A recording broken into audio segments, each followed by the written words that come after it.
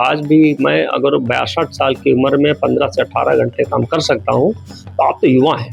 अब तो आराम से 15 से 18 घंटे जो भी युवा 12 घंटे से 15 घंटे काम कर लेगा, मैं चैलेंज करता हूँ पूरे प्रदेश और पूरे देश के युवाओं से, वो कभी भी ना बेरोज़गार रह सकता है और ना कभी परेशान रह सकता है। क्योंकि अवधी में जो मिठास है, अवधी में जो अपनापन है, वो हमको नहीं लगता और कोई भाषा में भाषा सब अच्छी होती है, भाषा कैसे खराब है। एक नदिया पार में बनी थी अवधी में फ़िल्म और दूसरी फ़िल्म हम बना रहे हैं, छल कबड्डी। तो हमारी सीतापुर धरती जो कहीं न कहीं आध्यात्मिक धरती है, जिसकी वजह से हमारा वहाँ के जो बच्चे हैं, वहाँ के जो लोग हैं, उनके अंदर एक संस्कार भी है और शिक्षा भी है। जिलन का हम दौरा कर चुके हैं। उन दौरान में हम लाग हमका कि शहर और गाँव में इतना अंतर है कि जो गाँव का बच्चा होता है या जो लोग होते हैं, वो संवेदनशील होते हैं। राष्ट्र इसलिए संपन्न है कि हमारी जो जड़ें हैं और बड़ी सांस्कृतिक रूप से, संस्कारी रूप से बहुत ही नीचे तक जड़ी हैं। मुझको लगता है कि इस संसार में रहने के लिए, इस संसार को समृद्ध करने के लिए आध्यात्मिक ताकत बहुत ज़रूरी है।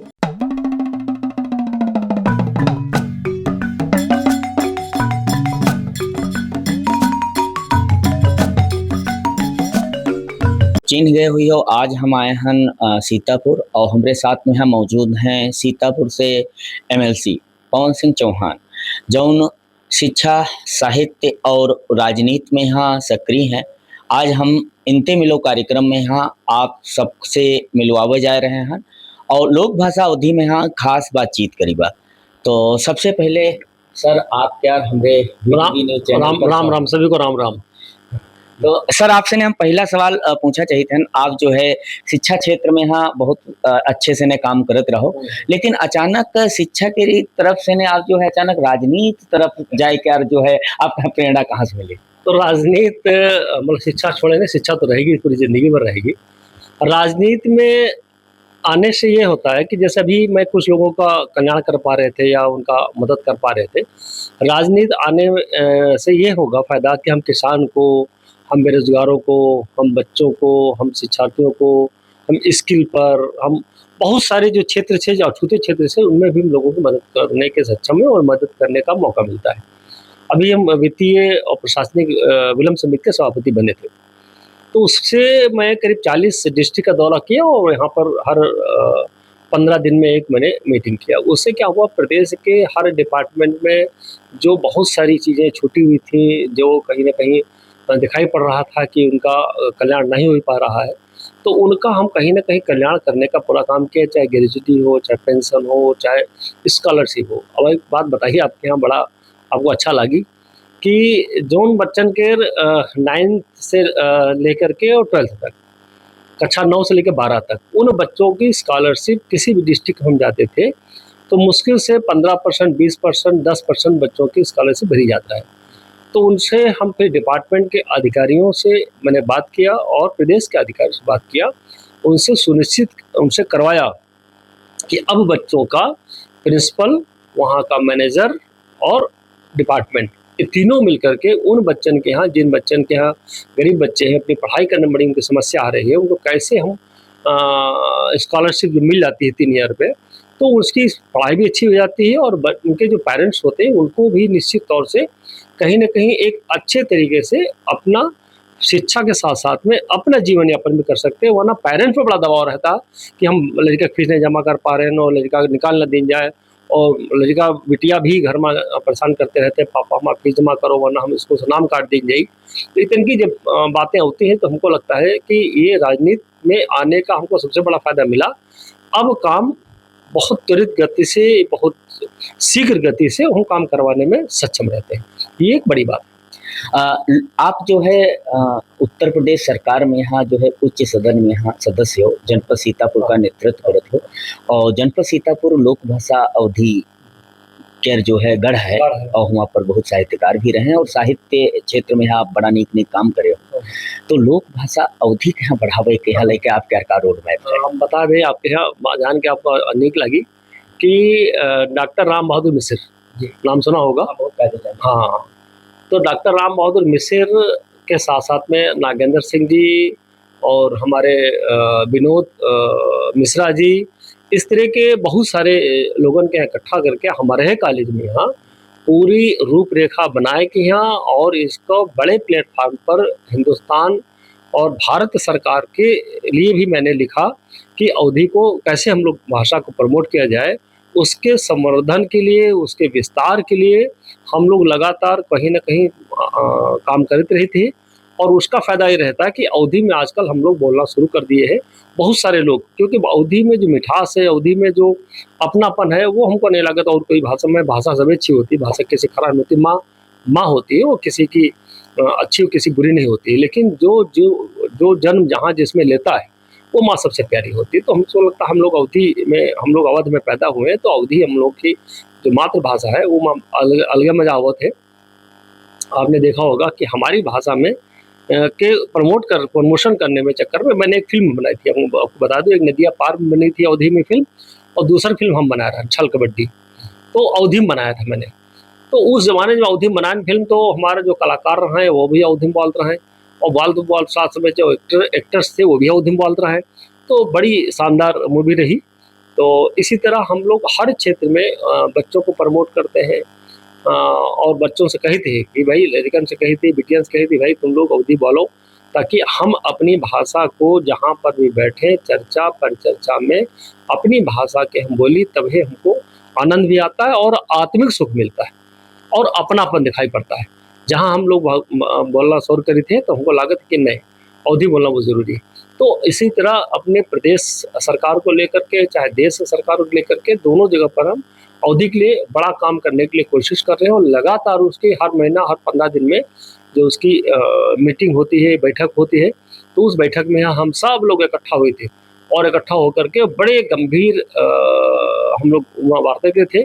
नेपाल और अवध, आपने देखा होगा, उस पर भी हमने बड़ा काम किया था, और हमारे ही कॉलेज में एक बड़ा इसमें कई वीसी बुला करके उसकी अवधी भाषा को कैसे प्रमोट किया जाए, कैसे विस्तार किया जाए, और कैसे भारत नेपाल को आपस में जोड़ा जाए। तो इस पर हम लोग ने बड़ा काम करे रहा ना, उसका प्रतिफल ये दिखाई पड़ा कि नेपाल में एक बड़ा कार्यक्रम हो रहा है, जहाँ पर हमारे लोक भाषा, हमारी लोक संस्कृति, हमारे लोकगीत बड़े सराहे गए, और बड़ा कार्यक्रम हुआ था, और वहाँ के बड़े-बड़े अधिकारी जन आए रहे हैं। तो हमको लगता है कि अवधि को इसी तरह हम लोग प्रमोट करते रहें, तो निश्चित तौर से हमारी भाषा एक बड़ी विस्तार रूप से इसको रूप लेगी। अच्छा, यह बात बहुत कम मनई जानत हैं कि आप जो है फ़िल्म प्रोड्यूसर भी रहे हो, और तो यह जोन फ़िल्म आप बनाए रहो, और क्योंकि आप जनपद सीतापुर से नेतृत्व करत हो, यो बहुत कम लोग यह बात जानत हैं।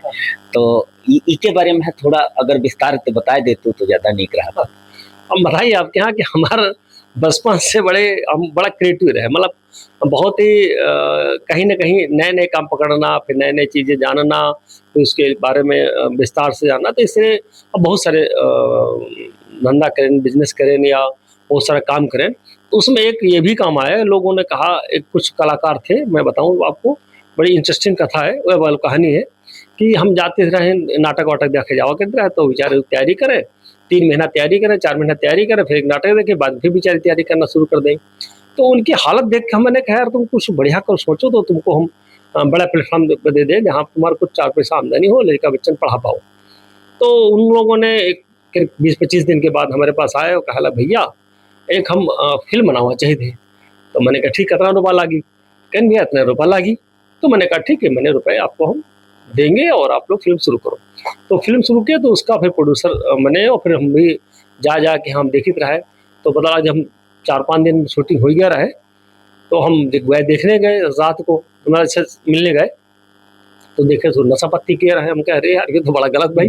तो बुलाया सबको सुबह-सुबह, उस टाइम को थोड़ा एक आध लोगों को डाँटा-वाटा, फिर सुबह बुलाया सबका, और सबका समझाया कि नहीं, नशा पत्ती तो नहीं करना चाहिए भाई, ये तो बहुत गलत बात है। फिर उसको हमारे कहने से फिर लोगों ने नशा पत्ती कम किया, और हमारे यहाँ तो बिल्कुल नहीं किया, ईमानदारी से।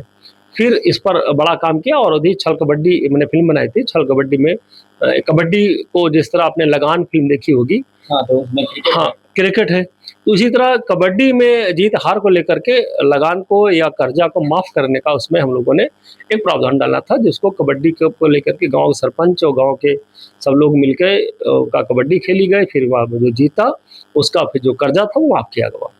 ऐसे मैंने बहुत सारे जब बिज़नेस किए हैं, तो उसमें जैसे सुबह वो उठते रहे अपने गाँव में, यहाँ तो गोबर, करकट, चारा पानी देता है। 7 जानवर थे, 2 गाय थी, 2 बैल थे, 1 भैंस थी, पड़वा और जब तो पड़वा, पड़िया और बछड़ा-बछिया सब रहा है। मतलब 7-8 जानवर थे, उनको बढ़िया गोबर का चारा पानी देता है। बाद में बढ़िया शानदार तरीके से हम आते थे, बढ़िया नहा धो के स्कूल जाते रहे, स्कूल फिर भागत जाते रहे, फिर चारा पानी करते रहे, चारा पानी करे के बाद में फिर करीबी-उरबी काटी जाता रहे। करीबी काटी या का मतलब जानवर करे के बाद में या फिर खेती-बाड़ी में जो होत रहा है, तो अपन टमाटर तुरे चले गए, खरबूजा तुरे चले गए, सवेरे-सवेरे रात में तूर के यहाँ इकट्ठा करें और सवेरे से मंडी जाते बेचे। मैं साइकिल ला दी के यहाँ बढ़िया चले जाते हैं। तो ये एक दिन के जो काम करते रहा तो बड़ा आनंद आवत रहा है। आज भी हम पहले भी हम करीब 15 से घंटे काम करते हैं, आज भी 15 से 18 घंटे, 12 साल की उम्र से लेकर के आज तक हम 15 से 18 घंटे काम करे थे।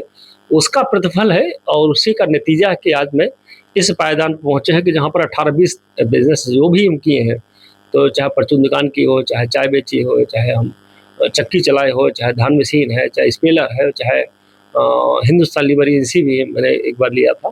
तो इस तरह के बहुत सारे 18 से 20 बिज़नेस करने के बावजूद सब में हम सक्सेस हुए और फिर शिक्षा क्षेत्र में आए। शिक्षा क्षेत्र में करने के बाद में फिर हम राजनीति में आए और राजनीति में भी भगवान की कृपा से बहुत बढ़िया पारी चल रही है और क्योंकि जो जन सेवा मान के यहाँ ये राजनीति में आवत है, हमको लगा उसका बड़ा आनंद आवत है, वही का भी आता है और जो उसके साथ जुड़ते हैं उनको भी आता है।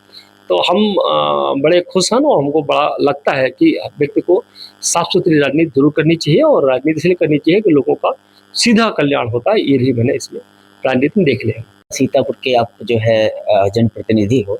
जनपद सीतापुर में अधिकांश क्षेत्र ग्रामीण है, तो ग्रामीण यौन केर जो शिक्षा है और इधर आपका हाँ, एक आपका शहरी क्षेत्र में एक विद्यालय है और बहुत बड़े स्तर पे शिक्षण संस्थान है। तो वहाँ की शिक्षा और यहाँ की शिक्षा में अंतर है। इसको आप किस दृष्टि से देखते हैं और इसको कैसे बेहतर किया जा सकता है? भैया हम 2 चीज़ बताइए, एक बात सीधा-सीधा बताइए, आज तक हमारे भी इंजीनियरिंग कॉलेज हो, चाहे मैनेजमेंट कॉलेज हो, वहाँ पर भी जो भी बच्चा आज तक हमारे यहाँ भी गोल्ड मेडल या सिल्वर मेडल पाया उत्तर प्रदेश लेवल का, वो उसमें मैक्सिमम ज़्यादा से ज़्यादा लोग हमारा सीतापुर के बच्चे हैं और बच्चियाँ हैं। और हमको लगता है कि सीतापुर की धरती में ये हम आज भी इस बात का सौभाग्य आपने देखा होगा कि हमारे बच्चे पिछले साल भी चाहे स्कूल हो, चाहे इंटर हो, दोनों बच्चे हमारे सीतापुर डिस्ट्रिक्ट के टॉप किए थे, यूपी टॉप किए थे और इस बार भी हमारे सीतापुर के बच्चे ही यूपी टॉप किए हैं। और मुझको लगता है कि जो हमारी टॉप स्कोर की जो हमारी टॉप 30 की है, उसमें मैक्सिमम बच्चे हमारे सीतापुर डिस्ट्रिक्ट के हैं। तो हमारी सीतापुर धरती जो कहीं न कहीं आध्यात्मिक धरती है, जिसकी वजह से हमारा वहाँ के जो बच्चे हैं, वहाँ के जो लोग हैं, उनके अंदर एक संस्कार भी है और शिक्षा भी है। संस्कार विहीन शिक्षा हम उसको नहीं लगता है कि बहुत बड़ा वो काम कर पावत है। फिर भी हम उसको लगता है कि शिक्षा के साथ-साथ संस्कार हर स्कूल के मैनेजर और प्रिंसिपल की ज़िम्मेदारी बनती है कि वो शिक्षा के साथ-साथ में संस्कार भी दे, तभी लोगन के काम आई, तभी हमारे देश, हमारे प्रदेश और हमारे समाज के लिए वो लड़का बिटिया समाज बड़ा काम कर सकते हैं और हकीकत में इसमें सबसे ज़्यादा गुरुजन और उनके घरजन, ये दोनों लोग जब मिल जाते हैं तब बड़ा एक आनंद आता है। और निश्चित जान लीजिएगा कि आज भी हमारे जो सीतापुर डिस्ट्रिक्ट में संस्कार युक्त शिक्षा दी जाती है, जिसकी वजह से हमको लागत है कि सब लोग बड़े आनंद और प्रसन्न और जितना प्राप्त है वो पर्याप्त है और आगे प्रयास करते रहने का जो बीड़ा हमारे या जो समाज में सोच है हमारे, जो आप बता रहे राव भैया कि सीतापुर में और शहर में अंतर क्या है? अंतर है कि वहाँ का बड़ा जो अपने गाँव के बीच जितने भी लोग हैं, मैं प्रदेश की बात कर रहा हूँ, हम गाँव में यहाँ जावा करे थे और हमको लगता है कि 70 जिलन का हम दौरा कर चुके हैं। उन दौरान में हमके बल्लाग हमका कि शहर और गाँव में इतना अंतर है कि जो गाँव का बच्चा होता है या जो लोग होते हैं, वो संवेदनशील होते हैं। जो हाँ, क्षमता भी ज़्यादा होता है, शारीरिक क्षमता हो चाहे समाज के हर मौसम को बर्दाश्त करने की भी उनकी क्षमता ज़्यादा होती है और संवेदनशील होते हैं। शहर में संवेदनशीलता थोड़ी कम होती है, कारण होता है वहाँ पूरा गाँव कोई चाचाएँ, मौसाएँ, दादाएँ और गाँव से लड़का जब निकलता है तो सब लोग वाक़े वाले होके, सब लोग प्यार करने वाले हैं और डाँटने वाले भी हैं। शहर में घर से अब निकले तो पड़ोस से मतलब नहीं है, अगर नीचे रह रहे हो तो ऊपर से मतलब नहीं, ऊपर रह रहे हो नीचे वाले से मतलब नहीं। इस वजह से हमारे जो गाँव का जो बच्चा है, जो गाँव का जो हमारा परिवेश है, उसका हमको ये लगता है कि गाँव का बच्चा आज भी संस्कार साथ-साथ में संवेदनशील भी होता है, मेहनती भी ज़्यादा होता है और बहुत ज़्यादा भौकाल भी नहीं दिखाता। वो कहीं सरलता सहजता से अपनी ज़िंदगी यापन कर लेता है, चाहे खेती-बाड़ी हो, चाहे किसानी हो, चाहे छोटा-मोटा धंधा होए। तो इस तरह के बच्चे काम करते रहते हैं और आगे बढ़ते रहते हैं। आपने देखा होगा जितने भी बच्चे यूपी टॉप किए हैं, मैक्सिमम बच्चे 80% बच्चा आज भी गाँव से ही टॉप करता है। कारण है कि वो ज़्यादा इधर-उधर के प्रपंच में इधर-उधर के ज़्यादा खुराफात में नहीं पड़त है। वो बच्चा अपन पढ़ाई करिस, खेती-बाड़ी करिस और बप्पा के सेवा करिस और गवा अपन स्कूल में पढ़ियावा। तो इसन के जब बच्चे काम कर लेते हैं तो मुझको लगता है कि वो एक अच्छे पायदान पर, अच्छी जगह से, अच्छी तरीके से शहर और गाँव की तुलना में यही हमको बड़ा जो अंतर दिखाई पड़ा, ये अंतर दिखाई पड़ा। लखनऊ विश्वविद्यालय में यहाँ जो है पाठ्यक्रम में यहाँ हिंदी पाठ्यक्रम में यहाँ लोक भाषा अवधि के यहाँ समाहित किया गया है। यहाँ जो है कईयों कवि हैं, जैसे बलभद्र प्रसाद दीक्षित पढ़ी सीतापुर के, वंशीधर शुक्ल लखीमपुर के, रमई काका उन्नाव के और त्रिलोचन शास्त्री जैसे कवि हैं। तो आवे वाले समय में यहाँ जो ने तरीके से ने आप और सरकार दोनों मतलब संयुक्त रूप से ने लोक भाषा अवधि के यहाँ बढ़ावा के लेके लगातार कार्य किया जा रहा है और विधानसभा में भी लोक भाषा अवधि में बात कहने की कार्रवाई करने की बात की जा रही है। तो क्या स्कूली शिक्षा में यहाँ लोक भाषा अवधि पाठ्यक्रम में यहाँ समाहित करे के लिए कोई रोड मैप है? हाँ, आपको मैं बताना चाहूँगा, बड़ा अच्छा लगा आपने क्वेश्चन पूछा। एक जानकारी दे दें कि मैं लखनऊ विश्वविद्यालय कोर्ट का सदस्य हूँ। तो उसकी वजह से अभी लखनऊ विश्वविद्यालय का भी मैंने करीब 12 दिन पहले मैंने एक मीटिंग लिया था। उसमें भी अवधि के भाषा के बारे में चर्चा हुई थी और उस चर्चा के साथ-साथ में एक चीज़ और मैं आपको जानकारी दूँ कि अवधि में हमारे विधानसभा और विधान परिषद दोनों में हम अवधि में सुन सकते हैं। उसके लिए डॉक्टर राम बहादुर मिसिर वहाँ पर सरकारी खर्चे पर सरकारी उसकी वजह से वो वहाँ पर उनको जॉइन कराया गया है और वो पूरे कन्वर्सेशन कर के आदमी तुरंत अवधि में क्लिक करता है, अवधि में सुनता है। तो इस तरह की वहाँ पर जो माननीय मुख्यमंत्री जी ने और वहाँ के विधानसभा के अध्यक्ष जी ने और विधान परिषद के अध्यक्ष जी ने जो सभापति जी ने जो ये सुविधाएं दी हैं, मुझको लगता है कि इसकी वजह से अवधि की भाषा बहुत तेज़ी से विस्तार भी हो रहा है और उस पर गंभीरता से हम लोग सोच भी रहे हैं। रामचरितमानस आपने देखा होगा, तुलसीदास जी कितने बड़ा महाग्रंथ, वो भी तो अवधि में है, जिसकी वजह से आज हमारी पूरे देश और पूरा विश्व में हमारी कहने की चर्चा पर चर्चा एक अवध की भाषा, अवध के लोग की एक अलग ही चर्चा पर चर्चा होती है। तो हमको लगता है कि जैसा आप बता रहे थे कि अवधी भाषा पर गंभीरता से चर्चा हो रही है और इस भाषा को कि कैसे विस्तार किया जाए, कैसे बढ़ाया जाए, इस पर भी जगह-जगह पर चर्चा होती रहती है, जिसका प्रदर्शन है कि सरकार भी और माननीय मुख्यमंत्री भी पूरा संज्ञान ले रहे हैं और इस पर निश्चित तौर से जान लीजिए एक बड़ा काम होने वाला है। सीतापुर जनपद में यहाँ कंपटीशन की तैयारी करे वाले युवाओं की संख्या ज़्यादा है प्रतियोगी परीक्षा के लेके, तो इका लेके तैयारी करवावे के लिए युवाओं के यहाँ कुछ जैसे हालांकि एक आधी योजनाएं मतलब चल रही हैं, हाँ सरकार की चल रही है, इसके अलावा वो का बेहतर हो सकता है जनपद सीट, क्योंकि आप जो है शिक्षा क्षेत्र में यहाँ बहुत ही तन्मयता से लगे हो, इस वजह से ने जाहिर सी बात है सीतापुर के युवाओं के आपके प्रति आस है, तो ई पर आप जो है देखो दो ही चीज़ बताई दी आपके यहाँ। एक तो स्किल डेवलपमेंट, बच्चों का कौशल कैसे बढ़ेगा, इस पर एक बड़ा काम हो रहा है और सरकार भी अभ्युदय योजना पर जो सरकारी या जितनी भी गैर सरकारी योजनाओं में जो तैयारी कर रहे हैं, कंपटीशन तैयारी हो रही है, उसमें सरकार अभ्युदय योजना चला करके उन बच्चों को ट्रेन करती है। उसमें IAS IPS और सक्षम अधिकारी, अनुभवशील अधिकारी जा करके उस बच्चों को पढ़ा के यहाँ उनको बच्चों को काबिल बनाने का काम कर रहे हैं। दूसरा मैं ज़रूर कहना चाहूँगा कि जो हम पढ़ाई करते हैं, चाहे हम इंटर करी, चाहे हम हाई स्कूल करी, चाहे हम ग्रेजुएशन करी, हम चाहे पोस्ट ग्रेजुएशन करी, भैया पढ़ाई में पूछा वह जाते जो हमारे कोर्स में होता है। कोर्स से हट के यहाँ कोई चीज़ नहीं पूछी जाती है। अगर हमने पढ़ाई अच्छी से कर ली, बहुत सारे ऐसे छात्र हैं जो बगैर कोचिंग के बगैर किसी बाहरी सपोर्ट के भी बच्चे क्वालिफाई करते हैं, चाहे पीसीएस का हो, चाहे ईएएस का हो, चाहे ईपीएस का हो, और चाहे हमारी सरकारी के अन्य जो क्लास 1 अधिकारी होते हैं वो बनते हैं। बशर्ते हमको जो पढ़ाया जा रहा है, जो कोर्स कराया जा रहा है, उस कोर्स को हम ईमानदारी से, मेहनत से पढ़ते हैं, तो निश्चित जान लो भैया कि हमारी सिलेक्शन होना पक्का है। और जब एक बार हम लोग सिलेक्शन हो ही जाते हैं, तो हमारी ज़िंदगी, उस गाँव की ज़िंदगी, उस परिवार की ज़िंदगी अपने आप बन जाती है। तो मैं सभी से कहना चाहूँगा कि जब जो कोर्स आदमी कर रहा है, अगर आप इंटर कर रहे हो तो inter, high 9th 10th 11th 12th अगर चारों आपने कक्षाएँ अच्छे से ईमानदारी से कर ले हो, तो आप जान लो कि आपकी आगे की जो हमारी कॉम्पिटिशन तैयारी है, इसी से पूछा जाता है और आपका सिलेक्शन पक्का है।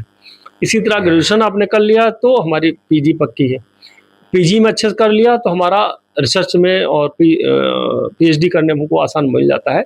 तो हम उसको लगता है आजकल कि इतना बड़ा प्लेटफ़ॉर्म है, इतने सारे ऐप हैं, इतने सारे चैनल हैं, इतनी सारी चाहे यूट्यूब चैनल हो, चाहे बहुत सारी चीज़ें हों जहाँ पर है, उन चैनल पर या उस ऐप पर जा कर के डाउनलोड कर लो। भैया तैयारी भरपूर आप घर बैठे कर सकते हो, बगैर पैसा के। तो आजकल की जो दुनिया है, आजकल की जो व्यवस्था है, आजकल का जो सिस्टम है, सरकार भी इस तरह के ऐप बना कर के उसमें कोर्सों को जोड़ रही है ताकि आप घर बैठे अपनी तैयारी कर सको बगैर पैसे के। बहुत सारी ऐसी स्वयंसेवी संस्थाएँ हैं जो इस तरह की तैयारी करवाने के लिए ऐप बना कर के अपनी तरफ से फ्री उसको कोर्स कराने का बड़ा काम कर रहे हैं। मैं उन सारे ऐप और सारी सरकार को बहुत साधुवाद धन्यवाद देता हूँ, ताकि ये एक बड़े पवित्र, बड़ा अच्छा कार्य कर रहे हैं। डिजिटल शिक्षा और तकनीकी ज्ञान गांव-गांव तक कैसे पहुंची? इका लेके जो है आप के यहाँ का लागत है कि कैसे पहुंचा? देखो 2 ही चीज़ है माँ। हमारे क्षेत्र में जो मोबाइल है, ये लगभग एक कंप्यूटर का, उसको मान लीजिए कि कंप्यूटर का ये लघु रूप है। और मोबाइल पर आज की दुनिया में, एआई की दुनिया में आप जौन चाहो तो निमा कर लो, जौन चाहो तो बोले लो। और लड़कन के यहाँ चाहिए कि जो हमारे रील पर टाइम दे रहे हैं, या हमारा फेसबुक या ट्विटर या इंस्टाग्राम या इस तरह की ऐप भी, जो बहुत सारी चीज़ें हैं, तो उस पर जो टाइम देते हैं, अगर वह ऐप डाउनलोड करके या हम इस पे यूट्यूब जा कर के उन शिक्षा के बारे में अगर बात करना चाहें, शिक्षा के बारे में देखना चाहिए, तो हम देख के यहाँ कहीं न कहीं अपने आप का इतना अपग्रेड कर सके थे कि आप कल्पना नहीं कर सकते। कोई भी सिलेक्शन कहीं पर कर सकती है, जो तकनीकी ज्ञान की बात कर रहे हो आप, तो इसमें तो सब ऐप है इसमें, उसमें आप पूछ लो। आजकल तो बहुत ही कम पैसे में चैट जीपीटी पे आप कुछ भी पूछ सकते हो। एआई की दुनिया में आप इधर आपने क्वेश्चन किया, उधर आंसर आ गया। कारण जैसे आपने एक्सरे अपने को कराया और एक्सरे की रिपोर्ट दिया, जौन डॉक्टर बनावत थे वो कितना अनुभव उनके पास, 5,000 देखे हुए, 2,000 देखे हुए हैं। जौन उमा चैट जीपीटी से जो दिखाया जाता है, उसमें वो कम से कम 50,000 उसने स्कैन का जो अनुभव होता है, वो उसको तुरंत 1 सेकंड में, मतलब इधर आपने डाला, वो दिन 1 सेकंड में खट से आपकी रिपोर्ट आ गई। कारण है कि उसके पास एक इतना ज़्यादा डाटा संकलन है, या डाटा उसके पास है, ताकि बड़े कई एंगल से बता देता है।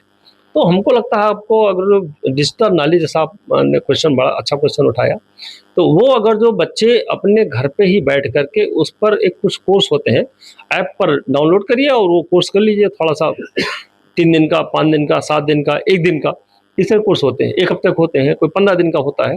अगर उस तरह के ऐप पर ही ऑनलाइन अगर आपने कोर्स कर लिया, तो डिजिटल दुनिया आपके नहीं, दुनिया मुट्ठी में है।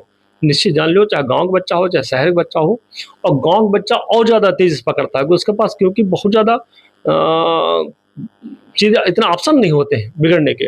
और गाँव, शहर में बहुत ज़्यादा होते हैं, लेकिन गाँव में कुछ चीज़ें होती हैं। तो मुझको लगता है गाँव का बच्चा बड़ा अगर अपने आप को विचार कर ले कि हमको कोई अच्छा बनना, तो अच्छा बन ही जाएगा। जिस तरह आपने रिजल्ट में देखा, उसी तरह हमारे जॉब में देख लीजिएगा, उसी तरह आगे भी देखते रहिएगा। डिजिटल दुनिया में हमारे बच्चे बड़े स्मार्ट तरीके से निकलने वाले हैं।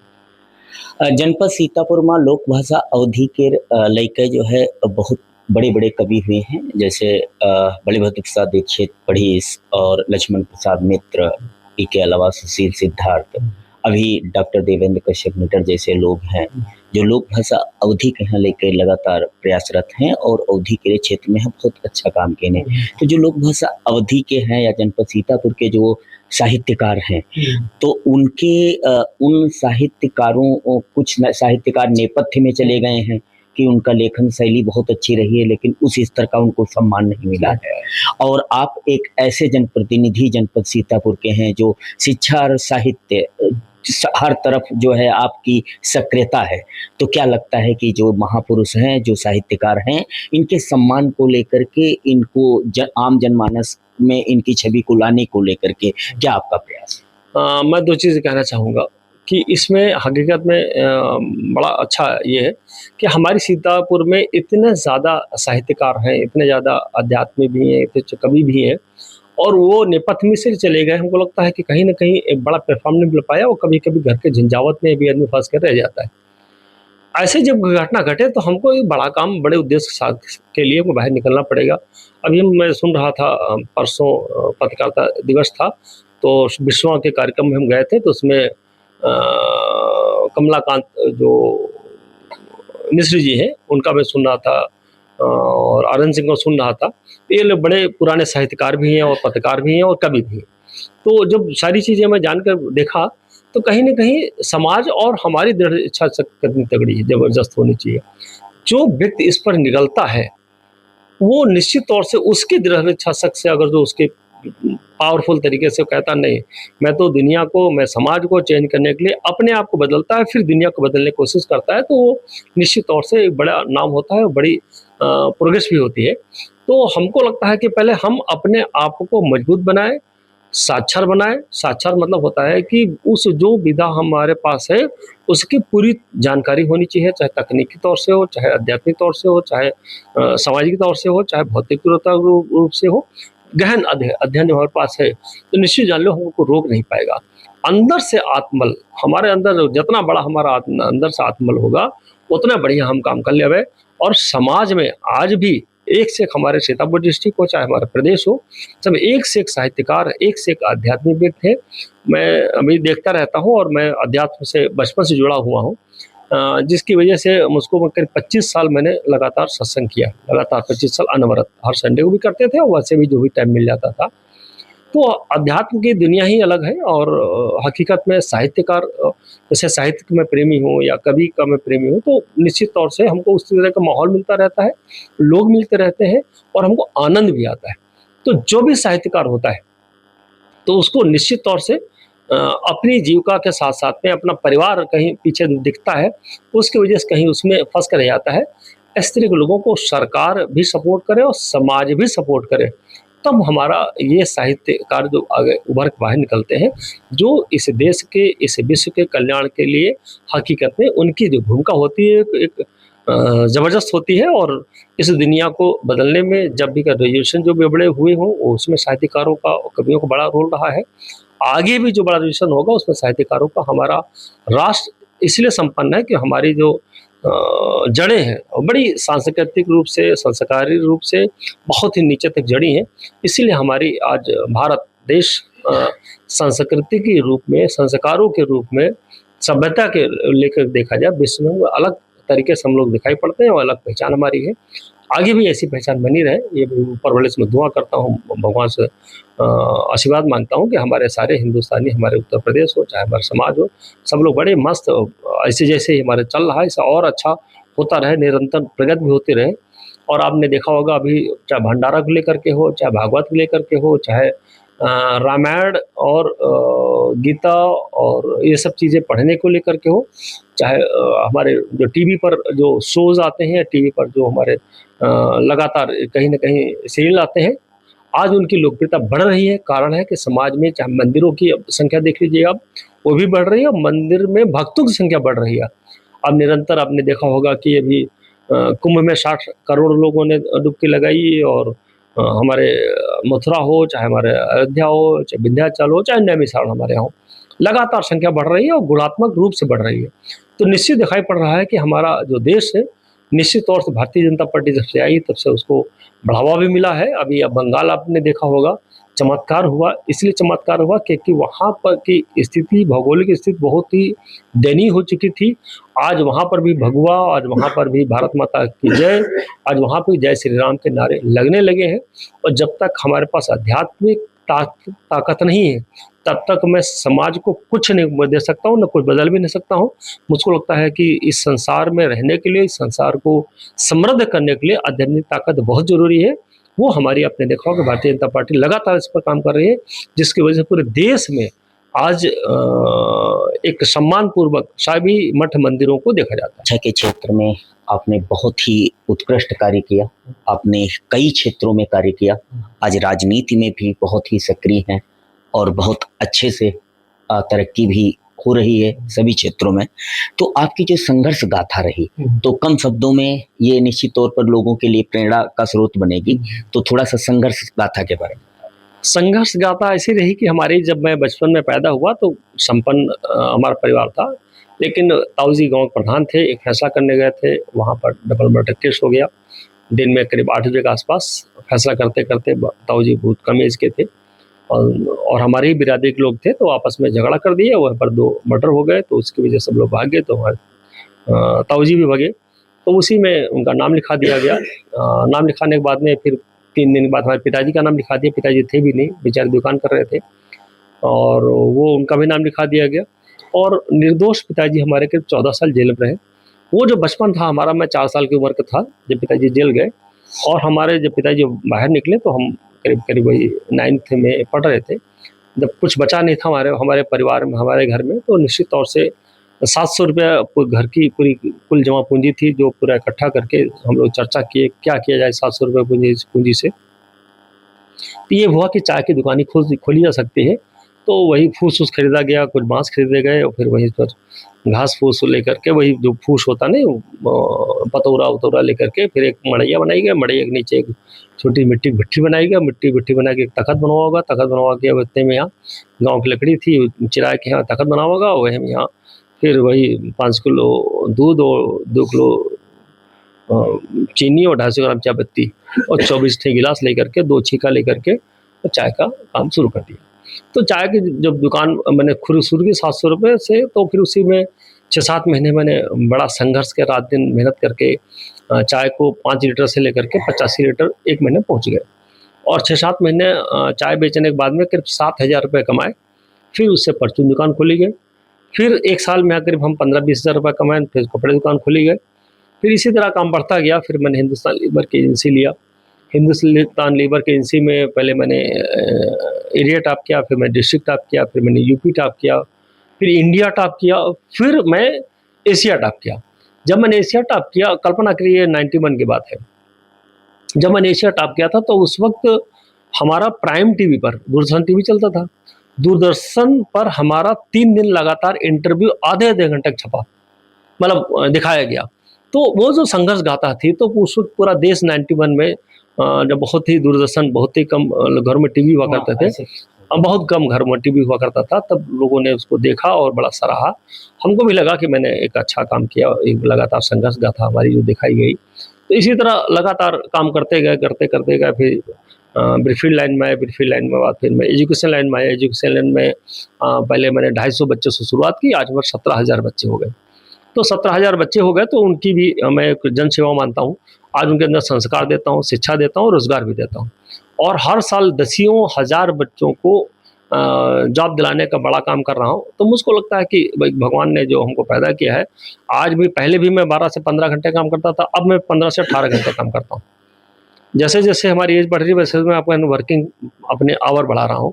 तो 15 से 18 घंटे लगातार पिछले 50 साल से अनवरत, एक भी दिन मैंने छुट्टी नहीं किया, और जब तक जिंदा रहेंगे तो छुट्टी करेंगे भी नहीं। तो सभी युवाओं से जरूर मैं कहना चाहूँगा कि हम लोग थोड़ा काम करते हैं, लगते हैं हमको रेस्ट होने की हमको आवश्यकता है। अगर हमको अपने जॉब में, अपने काम में आनंद आ रहा है, तो उसमें रेस्ट किस बात का, छुट्टी किस बात की, या हम लोग क्यों कहते हैं यार हम आउटिंग कर रहे हैं, हम रेस्ट कर लें। मैं तो पिछले 50 साल से आज तक एक भी दिन रेस्ट नहीं किया। अब पता करके देख लीजिए, पूछ लीजिए कहीं पर भी।